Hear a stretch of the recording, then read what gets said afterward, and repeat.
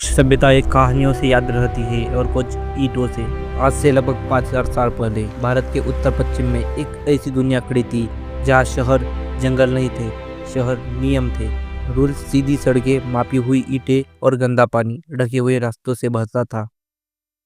यह है सिंधु घाटी सभ्यता या हड़प्पा सभ्यता। और इसकी सबसे बड़ी खासियत, यह सभ्यता राजाओं के बड़े शिलालेख से नहीं, अपनी शहरों की व्यवस्था से बोलती है। लेकिन सबसे बड़ा रहस्य यह नहीं है कि यह बनी कैसे, सबसे बड़ा रहस्य यह है कि इतनी व्यवस्थित दुनिया फिर गायब कैसे हो गई। यह सभ्यता केवल एक नगर नहीं थी, यह नगरों का एक नेटवर्क थी। हड़प्पा, मोहनजोदड़ो और अनेक नगर जो आज भारत पाकिस्तान के बड़े हिस्सों में फैले हुए हैं।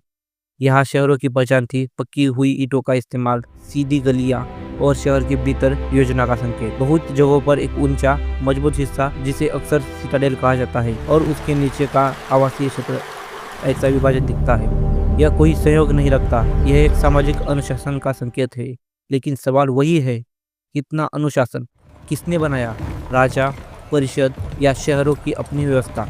इसमें कुछ बहस के मुद्दे भी है, क्योंकि इस सभ्यता की लिपि अभी तक पढ़ी नहीं गई, इसलिए सत्ता व्यवस्था पर निष्कर्ष सीमित है। हम संरचना देखते हैं, नाम नहीं। अब ध्यान दो, यहाँ सिर्फ घर नहीं बने, यहाँ मानक कुछ स्टैंडर्ड से बने हैं।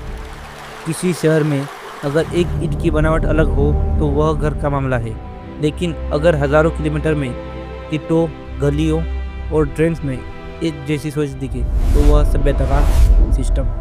और सिस्टम बिना प्लानिंग के नहीं बनते, और प्लानिंग बिना माप के नहीं बनती। यही कारण है कि सिंधु सभ्यता को देखते हुए मन में एक सवाल उठता है, क्या ये शहर अपने समय से आगे था? सिंधु सभ्यता के शहर अपनी सैनिटेशन और ड्रेनेज व्यवस्था के लिए विशेष रूप से जाने जाते थे। घरों के भीतर स्नान करने के लिए स्थान थे और वहां से निकलता पानी ढके हुए ड्रेन्स में जाता था, जो मुख्य सड़कों के साथ चलते थे।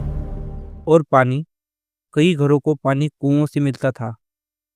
यहाँ असली सवाल यह नहीं है कि नालियाँ थी, असली सवाल यह है कि नालियाँ ढकी हुई थी। क्यों?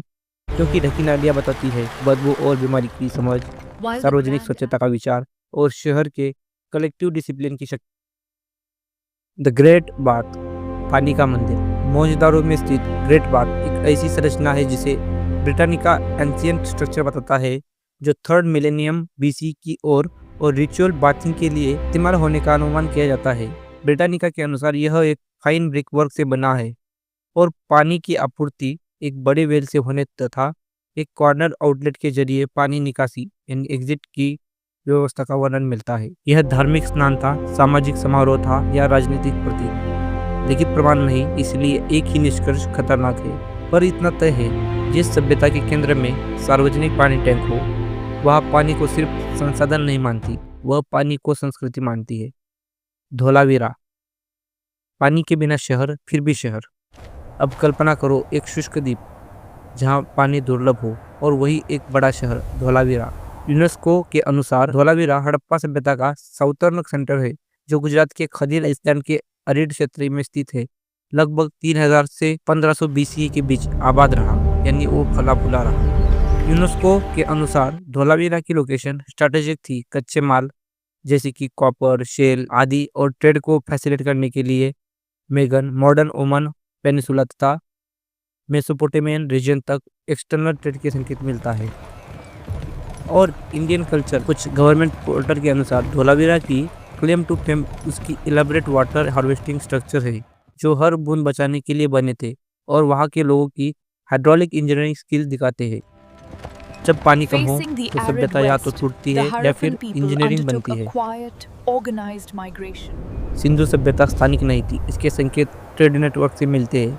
यूनेस्को के अनुसार धोलावीरा की स्ट्रेटेजिक लोकेशन इंटरनल और एक्सटर्नल ट्रेड के लिए महत्वपूर्ण थी और मेगान पेनिसुला तथा मेसोपोटामियन रीजन के साथ एक्सचेंज का संकेत भी दिया गया है।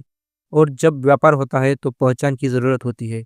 इसी संदर्भ में हमें कुछ मोहरें मिली है, कुछ उसके प्रमाण मिले हैं कि तब कुछ भाषाएं यूज की जाती। व्यापार सभ्यता की नसों में बहता खून है और मोहरे उस खून का सील। इस सभ्यता के पास एक लिपि थी, लेकिन आज तक कोई इसे पढ़ नहीं पाया। यही वह दीवार है जहां आधुनिक इतिहास का रुक जाता है, क्योंकि जब शब्द नहीं मिलते तो हम उनके विचार सीधे नहीं सुन सकते। हम बस अनुमान लगाते हैं, शहरों से, औजारों से, मोहरों से और उस अद्भुत व्यवस्था से। अब सबसे बड़ा प्रश्न, ऐसी व्यवस्थित दुनिया फिर बिखर कैसी गई? यह एक कारण कहना ईमानदारी नहीं होगी। इतिहास के कई बार पतन कारणों का मिश्रण होता है। कुछ इसमें सिद्धांत पाए गए हैं। सिद्धांत एक, जलवायु परिवर्तन, मानसून का कमजोर होना। WHOI के अनुसार एक अध्ययन यह सुझाव देता है कि मानसून रेंज में कमी से रिवर डायनामिक कमजोर हुई और एरिडिफिकेशन ने हड़प्पन सभ्यता के डेवलपमेंट और कोलैप्स में महत्वपूर्ण भूमिका निभाई। WHOI के अनुसार सरस्वती घाघर हाकरा को हिमालयन फेड की बजाय मानसून सपोर्टेड वाटर कोर्स के रूप में आर्ग्यू किया गया और एरिडिफिकेशन के चलते वह सीजनल फ्लोज में बदल सकती थी। सिद्धांत 2, शहरों से पूर्व की ओर शिफ्ट होने के अनुसार। WHO के अनुसार लगभग 3900 साल तक रिवर्स डाइनिंग के संदर्भ में लोगों को ईस्ट की ओर गंगेज की बेसिन की तरफ शिफ्ट एक एस्केप रूट की तरह दिखता है, जहां मानसून अधिक रिलायबल था। इसे कोलैप्स की बजाय ट्रांसफॉर्म भी माना जा सकता है। शहर कमजोर हुए लेकिन जीवन और खेती नए पैटर्न में चली गई। सिद्धांत 3, मल्टी कैजुअल, जलवायु प्लस नदी परिवर्तन प्लस कृषि आधार का बदलना प्लस ट्रेड नेटवर्क का कमजोर होना, इन सब का सम्मिलित असर एक प्लॉजिबल फ्रेम है। शायद शहर टूटे नहीं थे, शायद वे छोटे हो गए थे। सिंधु सभ्यता हमसे हजारों साल दूर है, लेकिन उसकी कुछ बातें आज भी आधुनिक लगती है, जैसे कि साफ सफाई की सोच, पानी की समझ और शहर को सिस्टम की तरह चलाने का विचार। अगले भाग में हम एक और बहस की दुनिया में जाएंगे, वैदिक युग, जहाँ न्याय किताबों में नहीं स्मृति में रखा गया। जब कोई देश नहीं था तब भारत था।